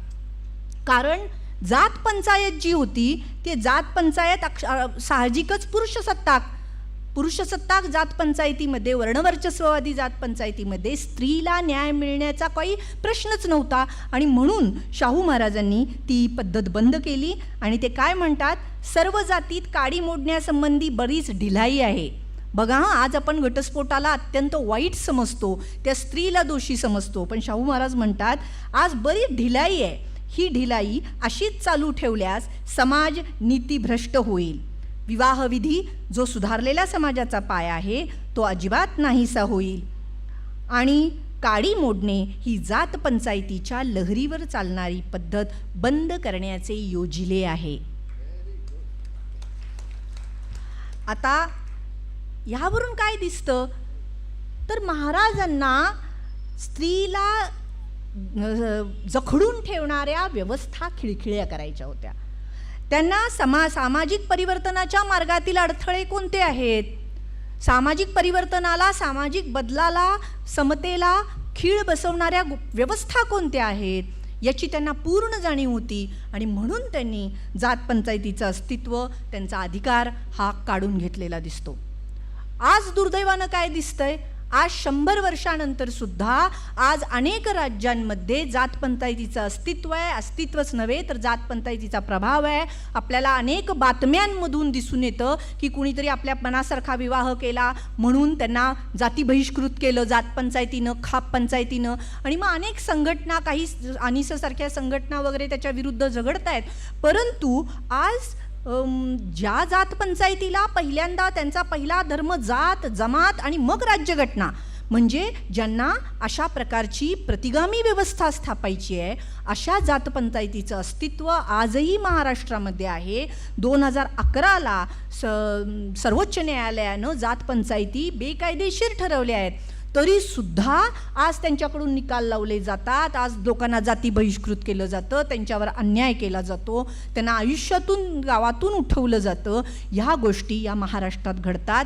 खरं म्हणजे आपण त्यांच्याविरुद्ध गुन्हा दाखल करू शकतो, परंतु या जात पंचायतीमध्ये असणारे लोक सनातनी गावातील प्रतिष्ठित व्यक्ती असतात, त्यामुळं ते धाडस कोणी करत नाही, तो अधिकार कोणी वापरत नाही. पण मला असं वाटतंय की जोपर्यंत महाराष्ट्रामध्ये या जात पंचायतीचं अस्तित्व आहे, तोपर्यंत शाहू महाराजांच्या परिवर्तनाचा एक कृतीचं एक पाऊल आपण मागच ठेवलेलं आहे, मागं खेचलेलं आहे, असा त्याचा अर्थ आहे. शाहू महाराजांच्या स्त्रीबद्दलच्या एकूणच संवेदनशीलतेची व्यापकता ही आपल्याला या सगळ्या कायद्यांमध्ये लक्षात येतेच. परंतु स्त्री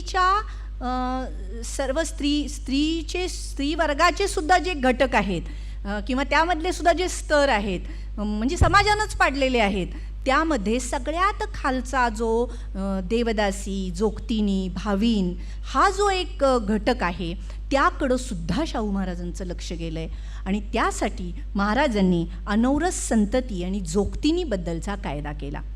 या कायद्यानं काय केलं, तर देवाला या स्त्रिया सोडल्या जात होत्या, आजही काही प्रमाणात सोडल्या जातात. आपण देवदासी बघतो, जटा निर्मूलनाच्या याच्यामुळे आज कमी संख्या आहे ती खूप. परंतु या स्त्रियांचं देवाला सोडल्या गेल्यावर समाजाकडून शोषण होत होतं. त्यांना त्यांच्या जनक घराण्यामधल्या वडिलोपार्जित संपत्तीमधला कोणताही हक्क त्यांना दिला जात नव्हता. अशा परिस्थितीमध्ये त्यांना या अंधकारातून बाहेर काढण्यासाठी शाहू महाराजांनी त्यांचे जे देवदासी म्हणून जे काही जे अधिक विशेष हक्क होते ते काढून घेतले आणि त्यांना त्यांच्या वडिलोपार्जित संपत्तीचा हक्क मिळवून दिला. महाराजांनी एक वाक्य म्हटलेलं आहे या कायद्याबद्दल, ते वाक्य खूप बोलकं आहे. ते वाक्य आहे, it's an open and gross scandal, असं महाराजांनी या प्रथेबद्दल, देवदासी प्रथेबद्दल म्हटलेलं आहे. आज कमी प्रमाणामध्ये आपल्याला देवदासी प्रथा दिसते, पण आहे, अस्तित्वात आहे. त्याबद्दलचा महाराजांनी केला तसा सर्वंकष असा कायदा भारत सरकारनं अजूनही केलेला नाही आहे. महाराष्ट्र सरकारनं 2005ला तो केला, पण त्याचे रूल्स बनवले गेले नाहीत. त्यामुळे त्याची अंमलबजावणी कशी करायची हे पोलीस यंत्रणेला माहीत नाही.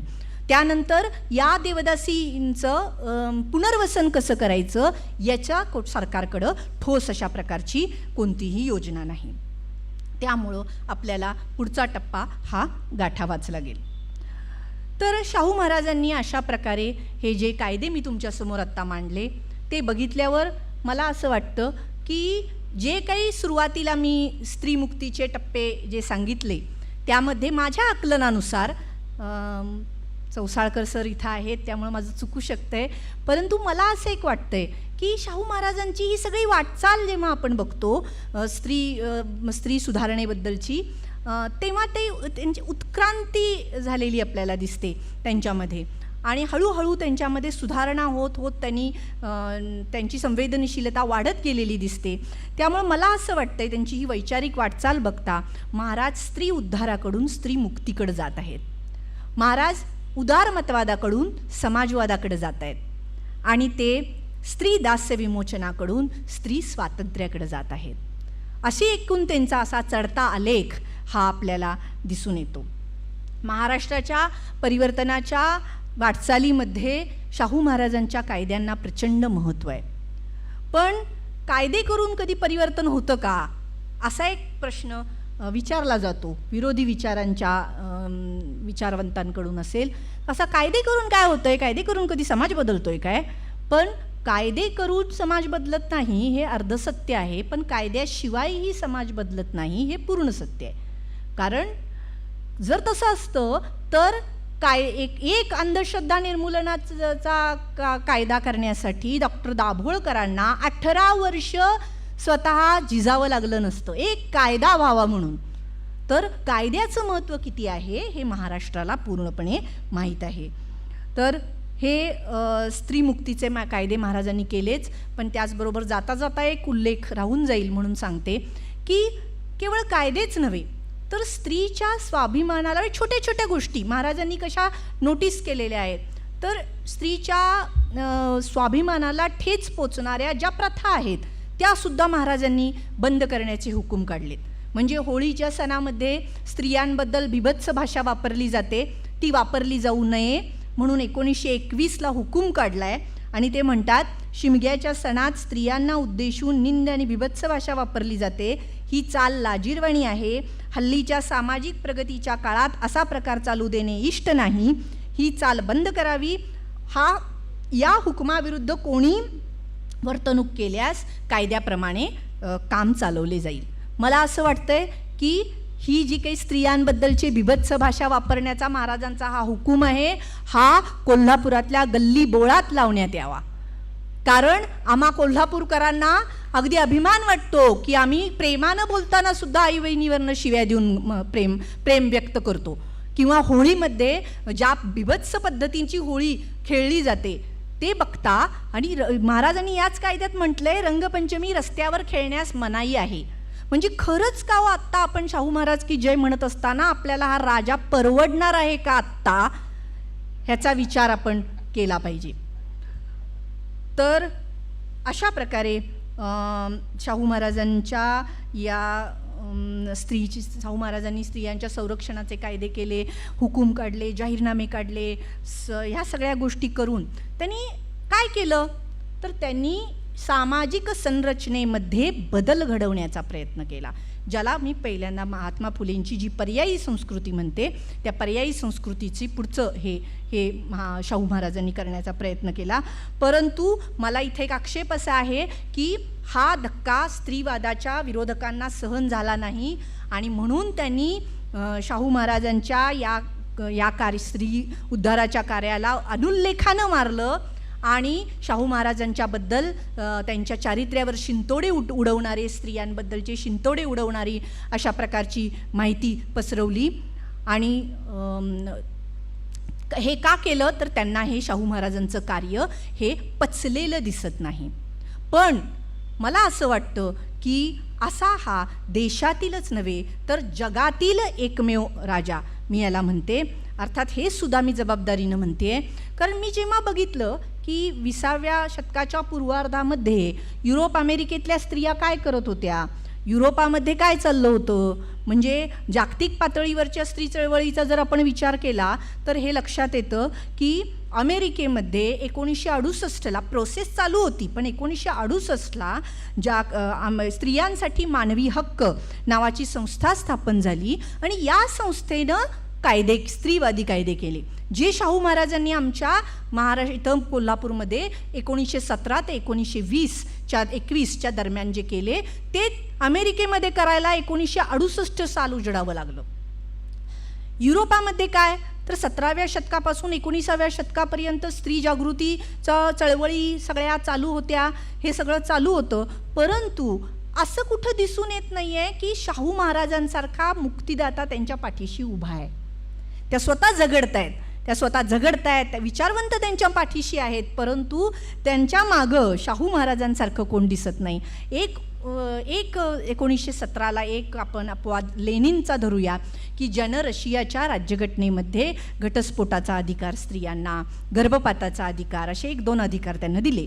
पण या व्यतिरिक्त राज्यकर्त्या वर्गामधून असं उदाहरण शाहू महाराजांसारखं दिसत नाही. म्हणून मी जगातला एकमेव म्हणते. कारण का तर ज्या काळामध्ये युरोपातल्या कामगार स्त्रिया, कारण तिथं औद्योगिक क्रांती झालेली होती, युरोपातल्या कामगार स्त्रिया या कामाचं ठिकाण ते व्यवस्थित असावं, समान वेतन, कामावर असताना बालसंगोपन, ह्या सगळ्यासाठी झगडत होत्या, रस्त्यावर उतरत होत्या. त्यावेळेला आमचा हा राजा हा या कामगार स्त्रियांच्यासाठी, दुष्काळी कामावर काम करणाऱ्या कामगार स्त्रियांच्या तान्हुल्यांसाठी, बाळांसाठी सरकारी पाळणाघरं चालवत होता. इथं आमच्या या कष्टकरी बाईला, मजूर बाईला मजुरीवर जाताना तिला जाणीवच नव्हती की मला बालसंगोपनाची सुविधा मिळायला पाहिजे.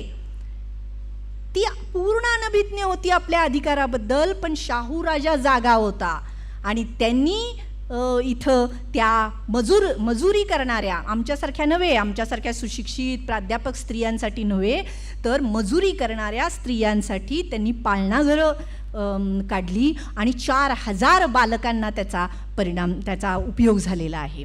आणि महाराजांचं वाक्य आहे त्यांच्या ह्याच्यामध्ये की बाळ रडून रडून मरतं, हे फार महाराजांना मनाला लागलंय आणि त्यांनी ती सुविधा केलेली आहे, जे युरोपातल्या स्त्रियांना मिळालेलं नाही. आणि म्हणून मी म्हणते की हा जगातला एकमेव राजा आहे. अगदी युरोपामध्ये मार्क्स, एंगल्स होऊन गेले, लेनिन, मार्क्स, एंगल्स यांची स्त्रीवादाची मांडणी सैद्धांतिक होती आणि 20व्या शतकामध्ये त्यांची सैद्धांतिक मांडणी आणि प्रत्यक्ष व्यवहाराची चौकट याच्यामध्ये दरी निर्माण झालेली होती, जी दरी मला वाटतंय की शाहू महाराजांनी इथं पडू दिलेली नाही. त्यांची स्त्री उद्धाराची जी भूमिका होती ती इथल्या जाहीरनाम्यांमधून, हुकूमनाम्यांमधून, कायद्यांमधून स्त्री वर्गापर्यंत प्रत्यक्ष जाऊन पोचत होती. आणि त्यामुळं मला असं वाटतंय की एका एतद्देशीय राजानं इंग्रजांपेक्षा प्रगत असे कायदे केले.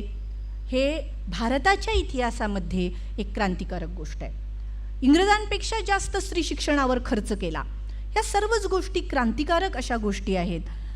तर अशा या समतावादी आणि पुरोगामी विचारांच्या या राजाच्या कार्याची पुनरावृत्ती करणं ही मला वाटते की आजचं आपलं एक विवेकी जग निर्माण करण्यासाठी अत्यंत आवश्यक आहे. सगळ्यात शेवटी मी एवढंच मला सांगावंसं वाटतंय की शाहू महाराजांचा विचार दरवर्षी मांडत राहणं. आता 5 दिवस आपण या व्याख्यानमालेच्या अंतर्गत 5 दिवस शाहू महाराजांच्या वेगवेगळ्या कार्यांवर प्रकाश पडत जाईल. या सगळ्याचा उद्देश काय आहे? या सगळ्याचा एकच उद्देश आहे असं मला वाटतंय. म्हणजे शाहू महाराजांचं काम असेल, मग फुले शाहू आंबेडकर सगळ्यांचं काम असेल, वारंवार सांगण्याचा उद्देश एकच आहे. कार्ल मार्क्सनं म्हटल्याप्रमाणे मुद्दा आहे तो जग बदलण्याचा. म्हणजे जे अविवेकी, विषमतेवर आधारित असं जे जुनं जग आहे ते बदलण्याचा मुद्दा आहे. आणि म्हणून महाराजांच्या विचारांची आज गरज आहे असं मला वाटतं. इथं मी थांबते. जय हिंद, जय महाराष्ट्र.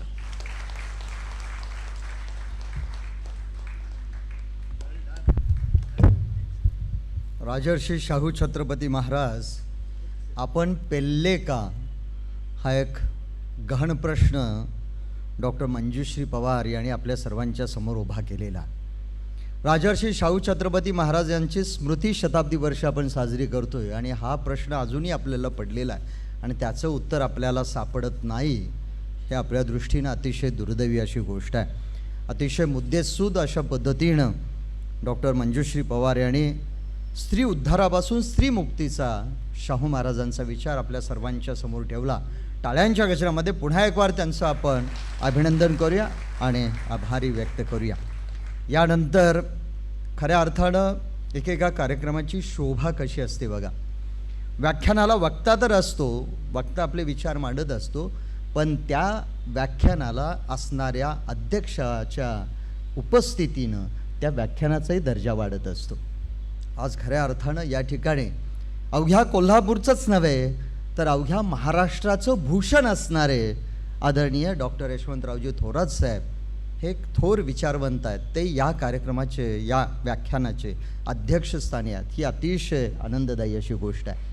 मी उगाचच काही तोंडावर बोलतोय असं नाही. जे वाचतो आपल्याबाबतचं त्यातून माझी काही निरीक्षण आहेत ती मी आपल्या सर्वांच्या समोर ठेवतोय. निवेदक असला तरीसुद्धा थोडंसं औचित आणि थोडंसं मी जास्त बोलतोय तर एवढ्या दृष्टीनं अर्थशास्त्रापासून अगदी शेरो शायरीपर्यंत केवढ्या विविध विषयांचा त्यांचा अभ्यास आहे, त्याच्यावर चिंतन आहे, त्याच्यावर मांडणी आहे.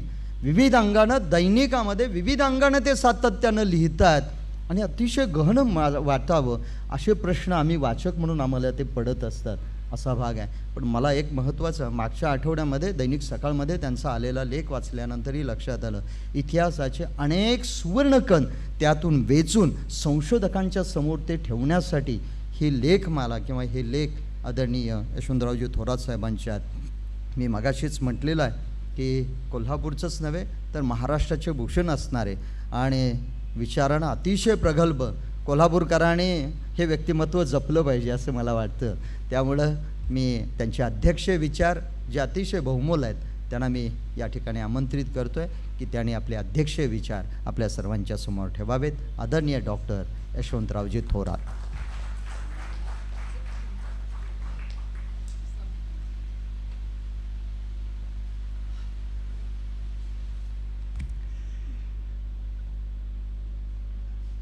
आदरणीय मंच,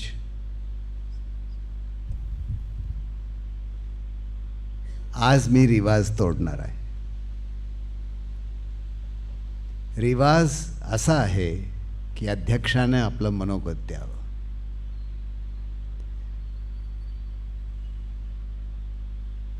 पण जर वक्त्याची खरी चीज करायची असेल, खरी शाबासकी द्यायची असेल तर अध्यक्षानं बोलू नये.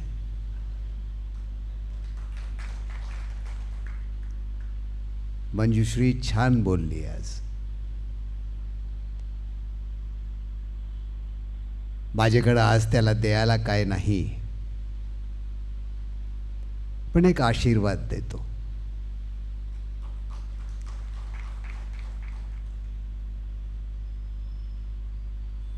आत्ताच कोणीतरी म्हणलं की माझे उर्दू शायरीवर थोडीशी जाण आहे. तर हे बघ मंजुरी,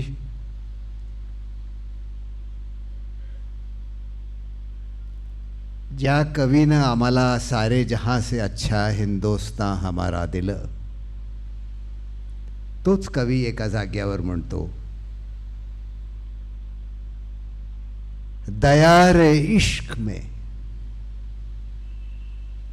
आपल्या आयुष्यात दया रे इश्क में अपना मकाम पैदा कर, ह्या आयुष्यात आपला अस्तित्व निर्माण कर. दया रे इश्क में अपना मकाम पैदा कर. नया जमाना, नई सुबह, नई शाम पैदा कर. आयुष्यभर तू असंच राहा. आज नाही देणार भाषण मी, लिहून आणलेलं होतं पण नाही देणार. ऐकून बरं वाटला म्हणून नाही बोलणार. पण 2 मुद्दे बोलणार आहे. एक की माझ्यात आणि मंजुश्रीमध्ये साम्य काय आहे, कुणीही सांगावं. माझ्यात आणि मंजुश्रीमध्ये साम्य काय आहे.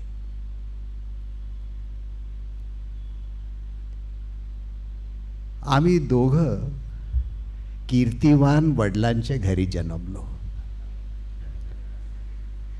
आणि म्हणून मंजुश्रीची वेदना मला कळते. कारण 75 वर्ष मी ऐकत आलोय, आहा तुम्ही जनरल साहेबांचे चिरंजीव काय. तर हा क्रॉस असतो. पण आज मला वाटते की मंजुश्रीने आपली ओळख स्वतः निर्माण केली आहे. आज इथं ते बसल्यात आणि आज भाषण जे त्यानं दिलंय ते गुरुवर जयसिंगराव पवारांची कन्या म्हणून नाही, डॉक्टर मंजुश्री पवार म्हणून दिले.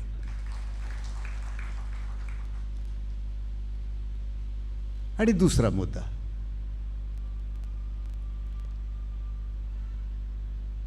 की आजच्या कार्यक्रमात चुकलंय काय.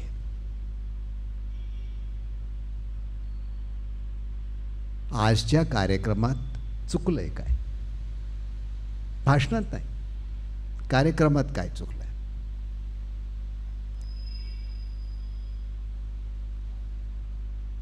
शाहू महाराजांच्या ह्या नगरीत स्त्री अध्यक्ष मिळाला नाही.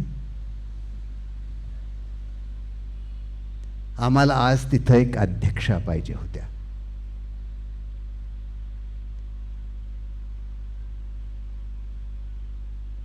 इथून पुढं ही गोष्ट लक्षात ठेवावी. तुम्ही म्हणाल की हे फक्त एक मेसेज आहे, काय फायदा आहे याचा. पण हे मेसेज जरुरी आहे आणि हे मेसेज आम्ही समाजात दिलं पाहिजे. that not only do we have brilliant speakers who are ladies, we have brilliant adhyakshas to adorn the post.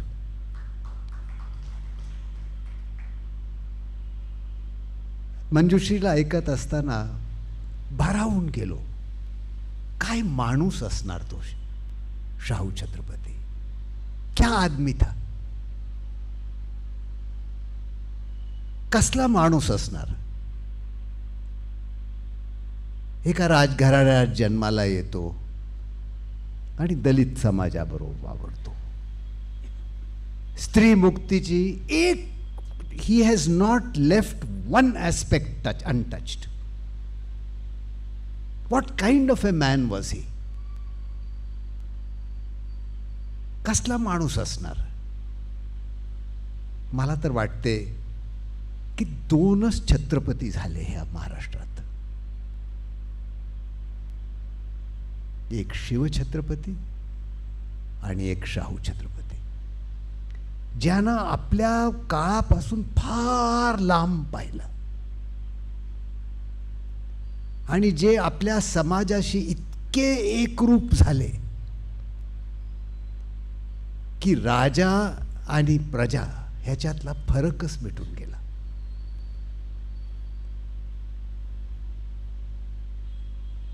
राजसन्यास म्हणून मराठीतलं एक नाटक आहे, त्याचं शेवटचं वाक्य आहे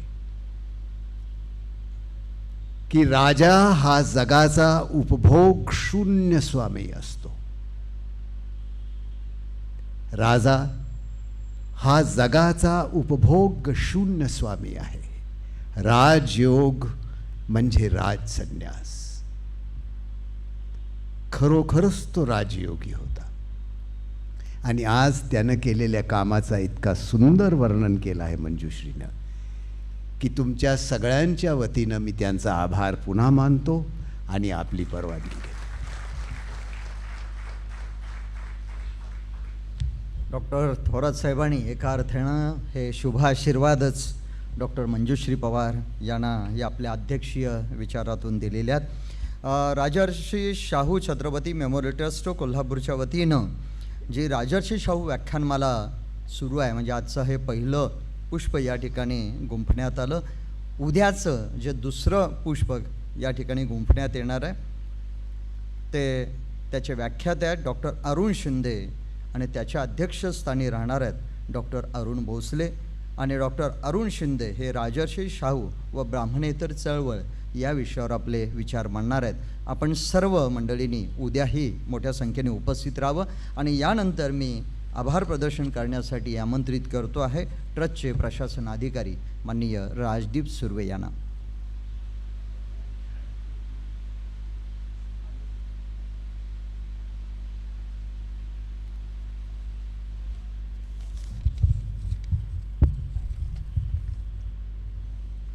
रयतेचा राजा आणि आपल्या सर्वांचं दैवत म्हणून ज्यांना ओळखले जाते ते राजर्षी छत्रपती शाहू महाराज.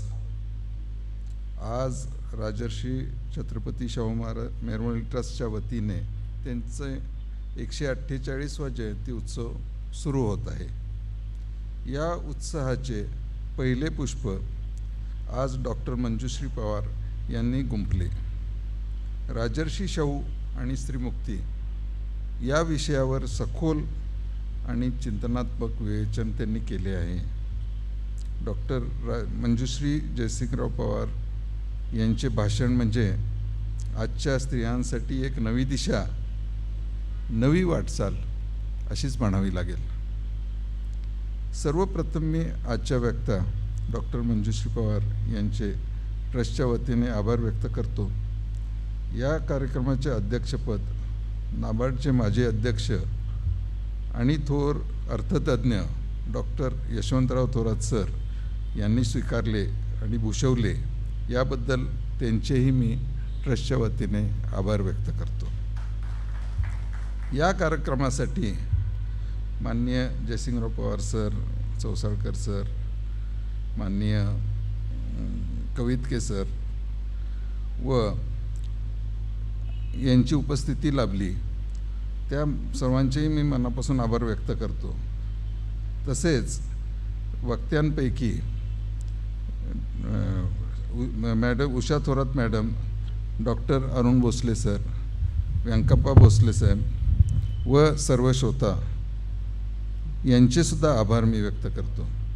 सदर कार्यक्रम यशस्वी करण्यासाठी ट्रस्टचे सर्व पदाधिकारी, कर्मचारी तसेच सभागृहातले इतर सर्व श्रोता, पत्रकार बंधू भगिनी यांचेही मी विशेष आभार व्यक्त करून सदरचा कार्यक्रम संपला असे अध्यक्षांच्या परवानगीने जाहीर करतो.